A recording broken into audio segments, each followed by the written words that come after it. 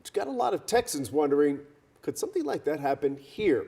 Morgan Young spoke with a political expert about the similarities and differences between Texas and Tennessee.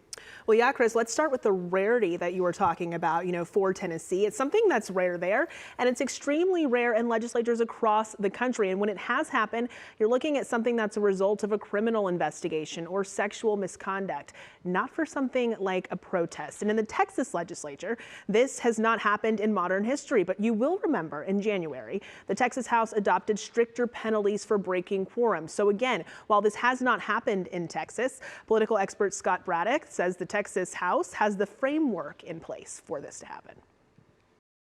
They put in provisions that allow for fines of up to $500 per day, and an eventual result can be expulsion from the Texas House. It's not just because of a protest that you might see something like this happen in Texas.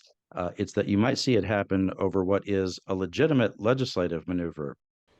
Now, you will remember that these new penalties were put in place after Texas House Democrats went to D.C. for weeks in an effort to stop the state from passing certain voting laws that they argue were discriminatory. Had those penalties been in place, then those members could have been fined and even expelled for breaking quorum. Now, I asked Braddock, when you're looking at this and looking what other states could do as well, the precedent that's being set here.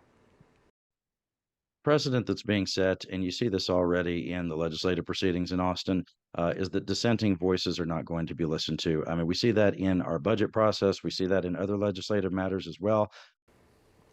So he essentially described this as kind of like political chess, mentioning that, when you look at the state legislators who may have been involved in the January 6th Capitol riot, he said we didn't see any moves to expel any of them. So he said he doesn't really think that this is about trying to respect quorum. He says, this is about one political party trying to essentially shut down the voice of the party that disagrees with them. Yeah, and it starts to be a quick, one-upmanship, and the next party takes power and they try to do to the other party what was done to them. Yeah, you hate to see it go down that road. Right. All right. Thank you, Morgan.